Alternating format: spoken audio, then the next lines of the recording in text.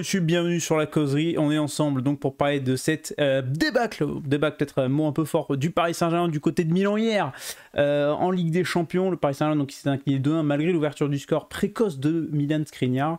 C'est Raphaël Leao et Olivier Giroud qui sont allés climatiser les Parisiens. Et je suis avec Jean, supporter du Milan. Comment il va? Eh ben écoute, salut Nathan, il va bien, magnifique, voilà, on en a parlé juste avant, victoire inattendue et belle victoire parce que c'est pas une victoire à l'arraché, c'est une très belle victoire de Milan ou une mauvaise défaite de Paris, on sait pas, enfin je sais pas toi ton ressenti si c'est Milan qui a vraiment bien joué ou si c'est Paris qui s'est gâché, moi j'ai un peu l'impression que c'est les deux, Un peu des deux, ouais. Euh, parce que Paris vraiment avant de parler de Milan, Paris m'a vraiment déçu. Enfin, le milieu de terrain. J'avais l'impression que Pour moi, c'est en quelques la semaines, plus grosse c'était déception, hein. devenu. Ouais, c'est ça. En quelques semaines, c'était passé du plus gros point faible au plus gros point fort avec ce 4-3-3, Zaïre Emery, Vitinha, Ugarte. Et là, je regarde le match d'hier, bah, Ugarte, il se fait bouger de partout, il fait rien du match, et voilà. Zaïre Emery, il est absent. Vitinha, il a tout raté. Enfin, c'est là qu'il perd le match, hein, parce que quand tu regardes le match de Loftus-Cheek, pardon, bah, il n'y a pas photo, quoi. Un match, ça se gagne au milieu de terrain et, et les Milanais, ils l'ont prouvé hier, quoi. Ils l'ont prouvé hier en plus. On est en direct sur Twitch, voilà. Il y a des chômeurs dans le chat. Évidemment qu'il y en a des chômeurs dans le chat. On est nous-mêmes chômeurs, donc écoutez, Ouais, on se voilà, connaît pas que bien. dans le chat, ouais. Ne vous inquiétez pas sur ça, on est rodé.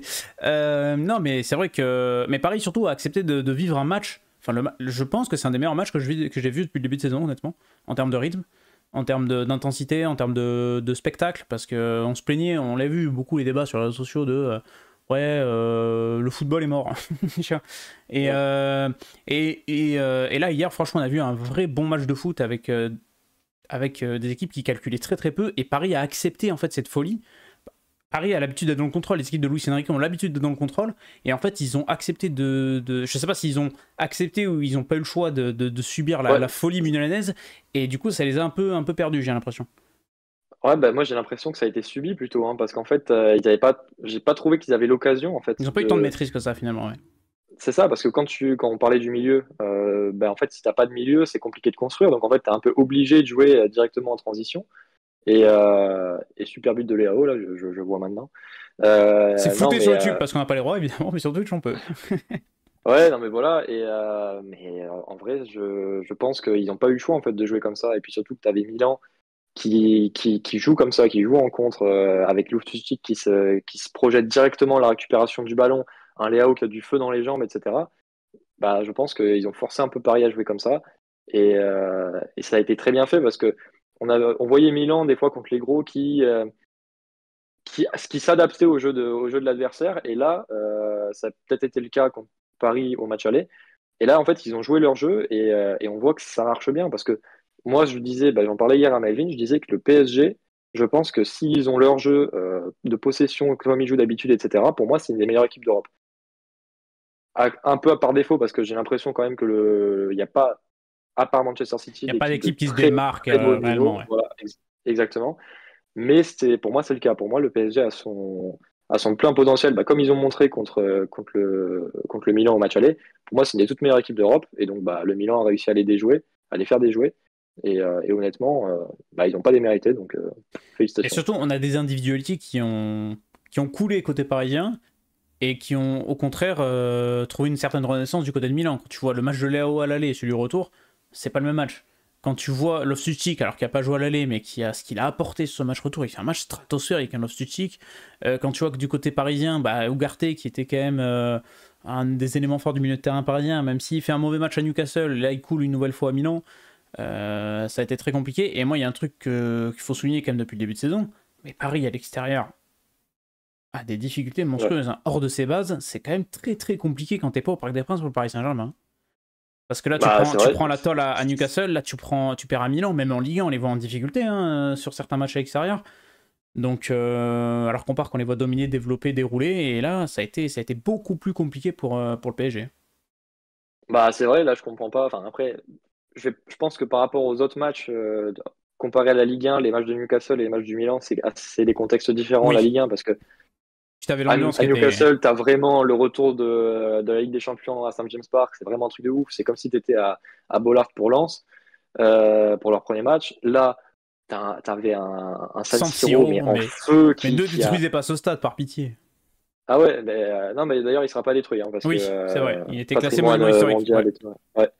Donc voilà, mais je veux dire, hier, les Rossoneri, les supporters, ils étaient en feu. Et d'ailleurs, en feu surtout contre Donnarumma, qui lui, de son côté, a fait son match, hein, honnêtement. C'est le Si Lucas le... Boadès de la Ligue des Champions. Voilà, je te le dis. Ouais, mais ouais, non, mais c'est vrai, mais lui, enfin voilà, il fait son match. Et parce que honnêtement, la parade qui sort sur le coup franc de Théo Hernandez et Ouais. quelques arrêts qu'il fait Il va aussi. vite au sol. Hein. euh, Putain, sur sa ligne, c'est impressionnant. ouais, non, mais c'est ça. Donc en vrai, j'ai envie de te dire, j'ai pas compris pourquoi c'est. Enfin, j'aurais compris que Donnarumma Cool. pêche un peu et cool. Mais là, ça a été, enfin, lui, je sais pas si ça l'a rendu plus fort, mais en tout cas, il a performé. Alors que de l'autre côté, bah, ces joueurs de champ, je sais pas s'ils étaient intimidés ou pas, mais bon, quand t'es le PSG, j'ai envie de dire, normalement, t'es censé être rodé pour ça, Puis quoi. là, je vois les glissades de D'autant plus, Dembélé. S'il vous plaît, achetez-lui des crampons hein, pour le prochain match parce que ouais, c'est catastrophique. On me dit dans le chat, le PSG a renié son jeu de possession et a accepté le déséquilibre. Or, cette équipe a trop de carences sur le plan défensif pour jouer sur un rythme effréné. Je suis assez d'accord. Et puis on les a sentis frustrés quand je vois les fautes de Lucas Hernandez qui va les ouais. pester Non. hyper fort contre l'arbitre, etc. Tu les sentais en plus qu'ils étaient frustrés. Donc c'est vrai que c'est un match où ils sont complètement passés à côté. Ah ouais, non, mais c'est un match sans, et honnêtement, pour moi, comme je disais, je pensais que le PSG était largement favori, qu'ils allaient assumer ce statut, et je pensais que ça allait être le match de la confirmation à San Siro, en mode, voilà ce qu'on peut faire, on est enfin, une des meilleures équipes d'Europe, on prétend à l'être. Bah, avec ce que j'ai vu hier, bon bah, j'ai pas l'impression que ce soit le cas, ou en tout cas qu'ils ils peuvent l'être, mais ils le sont pas encore, quoi.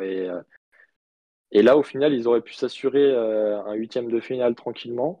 Et là, ils auront deux matchs à enjeu, une revanche à prendre contre Newcastle et un match très compliqué à aller chercher à Dortmund. Dortmund. Donc honnêtement, j'ai envie de croire que le PSG va se qualifier, mais il y a un monde pas si éloigné où le PSG se qualifie pas, quoi. Ben, on verra bien s'ils finissent en Europa ou rien du tout. Juste rapidement, un top et un flop. Et comme ça, on Le clôture top, cette review. ah, Giroud. Je pense que le top du match, objectivement, c'est Loftus-Cheek, mais comme j'en ai déjà parlé et que j'ai pas parlé de Giroud, je vais dire Giroud. Parce que le mec, Il est bah, mortel. j'ai Hein. vu un tweet tout à l'heure. Ouais, non, mais c'est ça. J'ai vu un tweet tout à l'heure. Ronaldo, 37 ans, il est à Al Nasser. Giroud, il met un but contre le PSG. Alors évidemment, on va pas comparer Giroud et Ronaldo, mais quand même, le mec, il a 37 piges. Il claque un but. Bon, il va le chercher, quoi. Je veux dire, le Ah bah, mec, mais par contre, c'est il prend le impressionnant. dessus. Parce qu'il prend le dessus Ouais, sur Skriniar. Mais alors, Skriniar, 1m87, qui a le pire ratio de duels gagnés depuis le début de. Enfin, depuis ce match-là. Il a, ah je ouais. crois, moins de 37% de duels gagnés aériens. Et c'est pas normal quand t'es défenseur central comme Milan Skriniar et que tu fais plus d'1m85. Ah ouais, non, mais voilà, mais donc voilà, Giroud, il va le chercher son but, et donc juste pour ça, j'ai envie de le mettre top, parce que c'est le but de la victoire en plus. Mais après, honnêtement, j'aurais Il pu bat le mettre. record du français le plus âgé qui marque dans un match de Ligue des Champions. C'était tenu par Laurent Blanc à l'époque. Ouais, ben d'ailleurs, je crois qu'au classement global, je crois qu'il passe 6 ou 7e, hein, Pépé a battu le record j'ai de vu Totti ça. hier d'ailleurs. Pépé a Ouais, marqué et donc il bat le record de ça- Totti. mais et sinon, juste pour finir sur les tops, je pense que si je peux en mettre un ou deux de plus, je mettrais quand même Leao et Loftus-Cheek, parce que Ouais, bon, ça me parle de Reinders sans aussi dans le chat eux. qui a été plutôt bon aussi. Ouais. Mais Oui, Loftus-Cheek, oui, ça a oui, été. voilà. Mais voilà, je pense que si t'as pas Loftus-Cheek et Leao hier soir, tu gagnes pas, quoi. Donc voilà, mais et sinon pour un flop, bah, j'ai envie de dire Mbappé en fait, parce que C'est vrai qu'il était invisible. Hein. enfin, après ça dépend. Si on doit prendre un joueur ou un groupe, enfin si je peux prendre un groupe, je prendrais l'ensemble du milieu de Oui, terrain parisien. je suis d'accord. Mais et si je devais prendre qu'un joueur, je dirais Mbappé, parce que même si je pense qu'Ougarté fait un pire match que lui et qu'il il est en partie responsable de la défaite de l'équipe, quand tu as Mbappé qui veut être capitaine, qui se prétend, enfin, à juste titre ou pas, meilleur joueur du monde, etc., qui veut être la star, etc., bah là, Mbappé, il est absent, quoi. C'est zéro, donc c'est pour ça que je le mets en flop. Mais après, comme pour Milan, il y a plusieurs tops, pour le PSG, il y a beaucoup plus de flops. Donc, Il faudra parler aussi du ratio, malheureusement, dans Ronald Colomoni qui était quasiment oui, invisible et qui est voilà. très compliqué, mais qui joue pas dans un, je trouve, un rôle qui pourrait lui convenir parce qu'on lui demande de chercher des ballons assez bas, de participer beaucoup au jeu, alors que c'est un joueur qui doit prendre la profondeur. Le problème, c'est que tu peux pas le mettre sur un côté parce que tu as déjà Dembélé et Mbappé. Donc, à voir aussi, voilà, et Gonzalo Ramos n'a pas non Ouais, plus apporté énormément, donc ça fait cher pour des attaquants qui sont pas si décisif que ça depuis le début de saison. Je pense que ça viendra au fur et à mesure de la saison, je l'espère, mais on verra bien.